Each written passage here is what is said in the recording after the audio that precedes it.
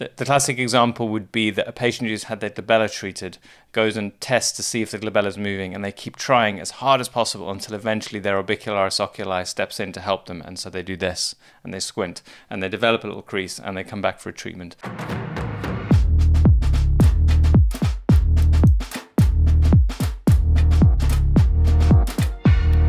Welcome to the Aesthetics Mastery Show. I'm Dr. Tim Pearce. Hi, I'm Marida Pearce. And today we're talking about botulinum toxin follow-ups.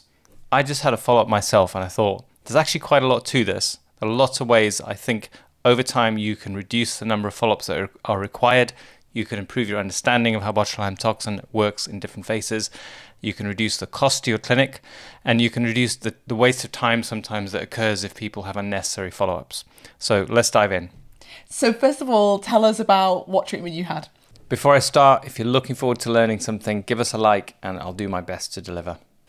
So I just have a little bit of treatment in my forehead and frown because it just softens the lines. I leave about a year between treatments normally. And I don't mind when I've got movement. I just don't like it when I see the lines becoming ingrained. It makes me feel uncertain, like I'm deteriorating. So for me, I'm a certainty-driven client, one of those who just likes things to be in order. And then I'll move on and not think about things for ages until it starts to fall apart again. And you had a tweak.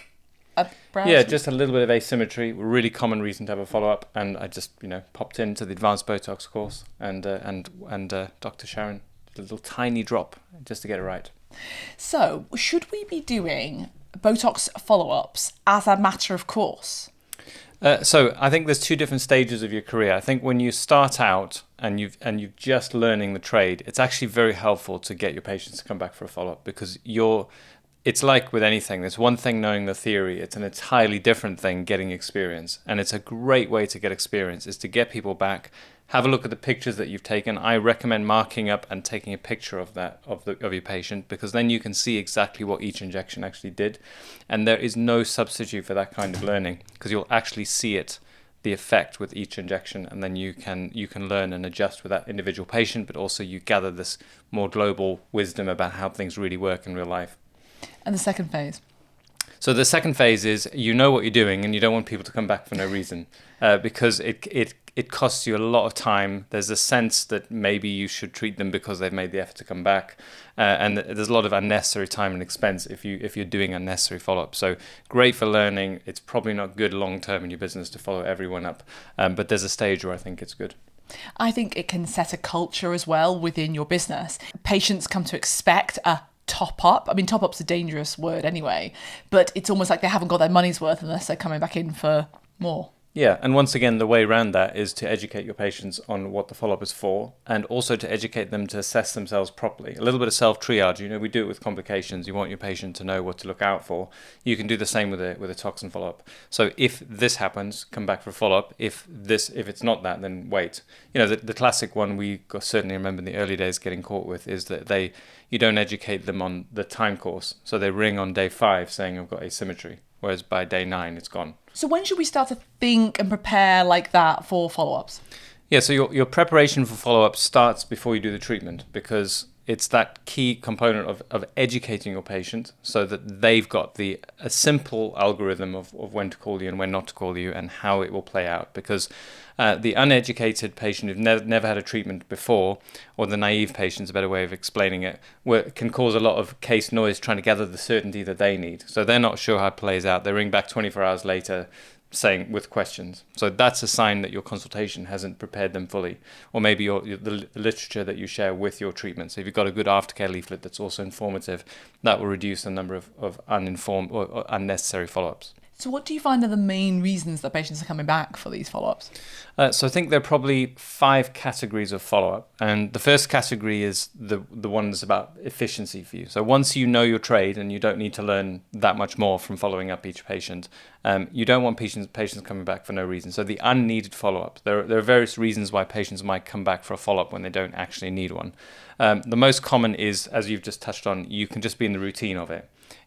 Some clinics give the impression that that's just the process, and I'm not saying it's definitely not the process, but it's if you have a patient who thinks the whole thing requires treatment follow up, they'll come back regardless for as long as they need to, as long as you treat them. So that requires re-education of your patient of how you prefer to do it, which is, here are the signs of a completed treatment, and if you're happy with that, you don't need to waste your time coming back for another treatment. The next common section, and it also depends on what people are putting out in their marketing, how they communicate with their patient, but this idea that it's part of what you pay for means if you don't come back, it means you haven't got everything you've paid for in some people's minds.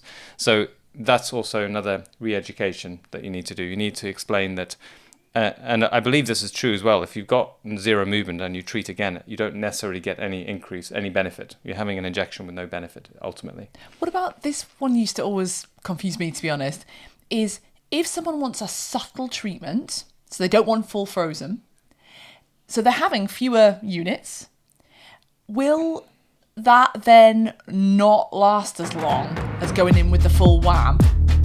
Yes, I'm pretty sure that the evidence supports that a semi-treated muscle that still has movement is going to rebound much quicker. And this is one of the reasons a lot of people do that because they're afraid of looking over-treated. And over-treatment is usually a lot more complex than just your frown line not moving. So people are unnecessarily worrying. They request something that feels much safer, but then they actually quite like it when it's not moving, and then you need to retreat them again. And it's one of the reasons why we never offered a price differential, because if they get the idea in their mind that you're using less product, therefore it should be cheaper, whereas actually for you it's twice the amount of time, and they end up having a follow-up sometimes, which means you use a similar amount of toxin, and it's basically not a great thing for your clinic, depending on the patient and how they understand it. But if they're more than happy with a basically full movement back but a fading of their lines at 2 months, then that's okay. But if they're expecting it to stay for 4 months and you've only done a quarter of the dose, well, that's obviously not going to work. Any other reasons why people are having these follow-ups in the first place? So some patients will do a special routine to see if their toxin has worked properly. I think most people test it, especially if you're new to it. It can be a big event, that you've had a treatment. You go home and study your face.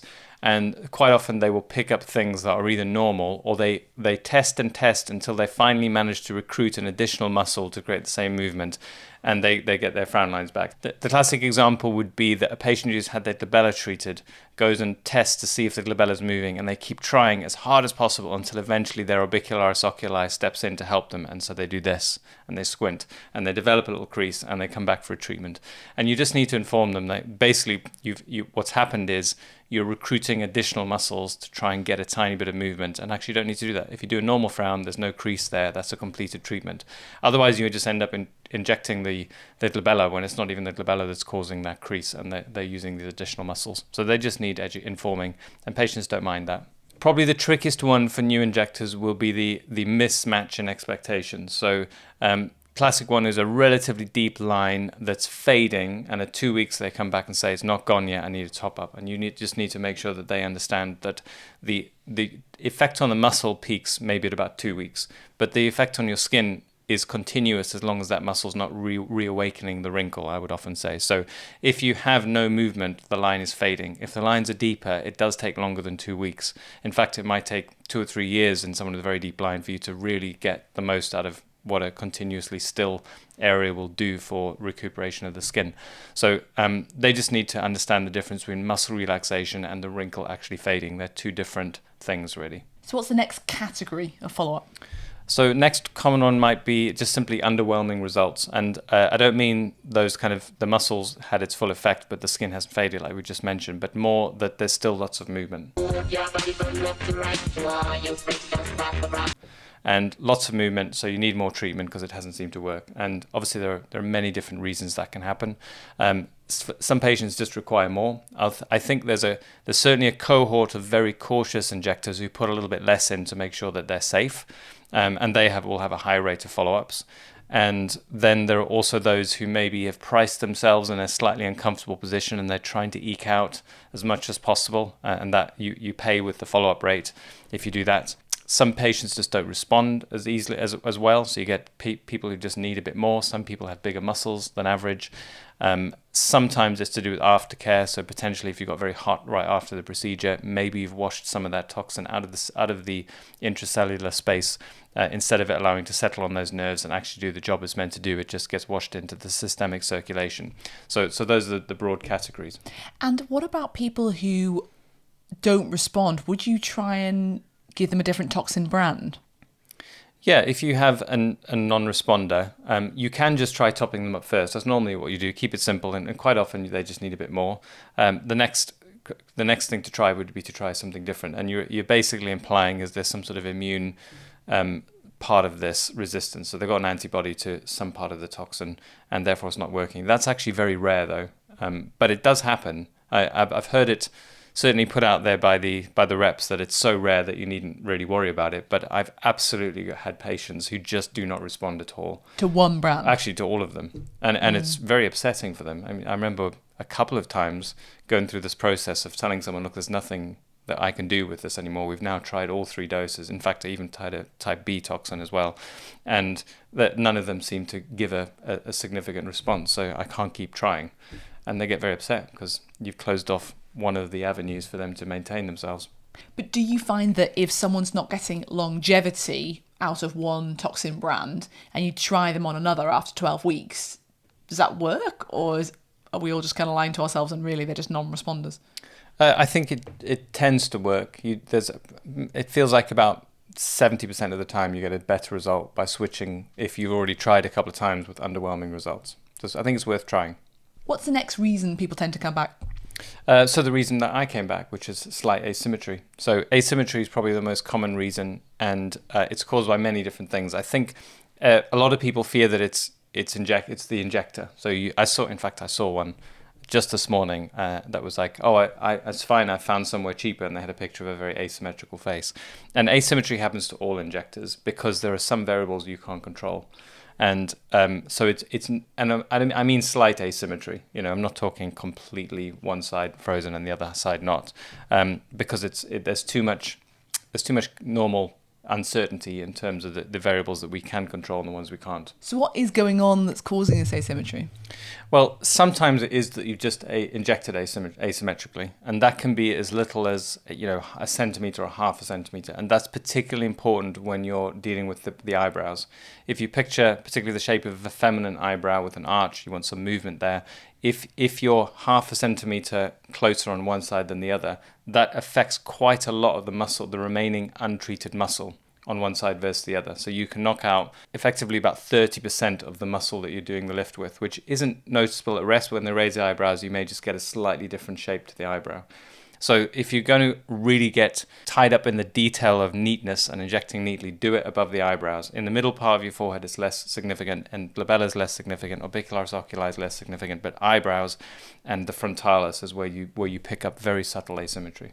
And how should we proceed when people come back with asymmetry? So usually it's just a little tweak. You just put a tiny drop in and it will fix itself. But it's not always injection technique as well. I'm pretty sure that if you get a bleed, so if you inject and then you get a little bit of blood that comes out, that you wash out some of that toxin. And I've also had it a couple of times. I've known for sure that it's gone intravascularly, which isn't dangerous. But if you get a little vein, as you inject a little bit, it just washes straight through and you don't get the little bleb. And that means it's not in the system, but you're not necessarily confident enough to then re-inject the same area. So sometimes that's best left to the follow-up. So you've alluded to marking up perfectly. Would you ever mark up someone deliberately asymmetrically because they are asymmetrical?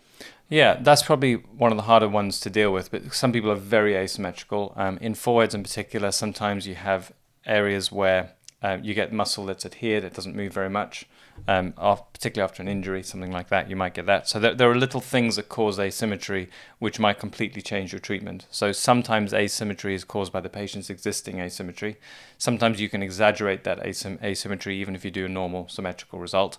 So the before picture is very important so that your patient has a reference point and they realize that this is their asymmetry and you're doing your best with an asymmetrical starting point. Sometimes also you may get an asymmetrical dose, and that can be for kind of unexpected reasons, like a bubble in your syringe can do this. So we talked about this, I think, last week, that if you have a little bit of a bubble in your syringe, and maybe you've injected one side with one syringe, you've got a new syringe, you don't spot the bubble, that little pressure reservoir that builds up as you're injecting, when you remove it, it means you sometimes, I've estimated maybe 30% less on one side than the other. So if you do one side with a little bubble and the other side without, you might end up putting in 30% less, because so much of it is sprinkled on the surface of the skin as you come out. So that kind of thing might be increasing some of the follow-ups as well. And it's hard to control, isn't it? You can't say, oh, I've lost 30%, I better put more in. You just got to wait and see. Yeah, you don't know. It's a rough idea what's missing. We've talked about a little bit of normal asymmetry, but how would you deal at follow-up with straight down the line brow drop, for example? So they say that the expected number of brow drops is about 1 in 100. And I think with practice, you should be able to get it much less than that. I don't think we were seeing 1 in 100. But this is this category of unwanted results or bad results or complications, you might call them. That remembering with botulinum toxin that most of what we think of as complications are really just unwanted side effects. They're self-limiting. It's not the same as a vascular occlusion, for example, most of them. So this is really the brow drops, eyelid ptosises, maybe a cheek zygomaticus major if that gets affected by toxin. I think smile asymmetry can be very upsetting for people, so I kind of think of that more as a complication because you can't smile, without everyone going, "What's wrong? Have you had a stroke?" Very upsetting. Anything that affects the lower face tends to be a bit worse than the upper face, I think. So these complications and side effects are really where you want to devote a lot of your attention to understanding exactly what's causing them, what's the pattern of injection that generates a particular side effect, so that you can get better and better, and they should hopefully occur less and less as you learn from every procedure that you do. And you do learn a lot from those cases that get a brow drop, because what I noticed with myself as I came up getting experience, but also other people, is you tend to feel safe with a particular pattern of injecting, and then you replicate it, and then you meet someone with an unusual shaped face, and you do the same safe injection pattern, but it doesn't work on that type of face, and then you learn something you never forget. One of the simple ones that's worth knowing is if you ever see someone with hooded eyelids. So basically, if the skin is running in an almost continuous plane all the way down the forehead into the eyelids, a tiny drop in the brow, it causes heaviness on their eyelids. It's very upsetting, and they notice every millimeter of it. Whereas if naturally you have a good divide between your forehead and your eyelids, that's a protective factor. So when you see those patients, you naturally become much more cautious and make sure that you don't cause that brow heaviness. How about the old Spock brow? What can we do about that at follow-up? So Spock brow, the first thing is to learn from the mistake. So Spock brow is caused by over-treating the frontalis, which sometimes happens when you're trying to treat the glabella. Sometimes it's the actual frontalis muscle that you're treating, but I've certainly come across a few injectors who try and be safe by staying a little bit further away from the eyes when they're injecting the glabella. And what that means is you hit the frontalis right in the middle, and you get a brow heaviness in the middle. But often it's just treating the frontalis muscle as well. But then under-treating laterally, so you get a brow lift laterally and a brow drop medially, and it's that seesawing that causes the lateral brow to come up and the medial brow to drop.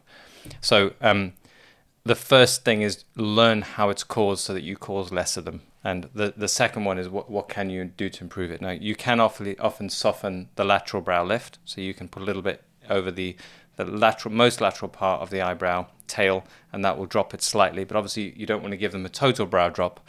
And there is a risk of that, because often these patients are the ones who basically it tends to happen more often in older people, where there's less dampening by the fat and the skin, which young people have. So the imperfections of your injection technique are more likely to be exaggerated, but the same applies to a drop. So it's a bit more likely you'll get a drop in these patients laterally as well. So be cautious, small adjustments, give it time, and you also want to see what you can do to lift the medial aspect. Lifting the medial aspect of the brow is difficult because there really isn't a lot of brow depressors to work with. You've got a little bit of downward depression caused by the glabella complex, so your procerus muscle, make sure that's fully treated. If you've got a downwardly angled corrugator supercilii, make sure that's fully treated. And then the last muscle is orbicularis oculi, which does pull the eyebrows down immediately. It's not particularly strong, but you can treat it by injecting superficially, often within the eyebrow, and that will just give a little bit of relaxation and maybe add a millimeter or two. But the main thing is to make sure your patient knows this is temporary. It's going to get better. It'll lift, and you can learn from it next time and do a better procedure as you learn from each individual patient's face. Which is probably one of my top tips for follow-ups, is that every patient that you treat should know that every face is unique, and we're learning each time you treat someone. So as long as you're learning, the side effects should get fewer and fewer, and they should have fewer and fewer follow-ups, and it should be easier to get the result that they really want. Any other subtle follow-ups, particularly the lower half face? Yeah, I think the lower half is trickier, and it's probably the most common is when you treat a gummy smile is the patient doesn't like the dynamic result. So, and this is one of the issues with gummy smile in general, which is you get great before and after pictures, but as the patient is smiling, they look different to their friends and family because it's not their normal expressive face. They can look great in a picture, but it sometimes is described as a sarcastic smile or not a genuine smile, and that's one of the rarer reasons why people have follow-ups, is that there's something about the movement of their face that they miss, or that is different, and then they wish that you could fix that. Now, unfortunately, with most of the toxin treatments, if it's as simple as that, you might be able to do less next time, but you're probably going to not be able to treat it with more toxin this time, so you just have to give it some time. So I hope you found that useful. Make sure you download our free guide to common Botox injection patterns in the description. Make sure you like and subscribe, and we'll see you next week. Take care. Bye.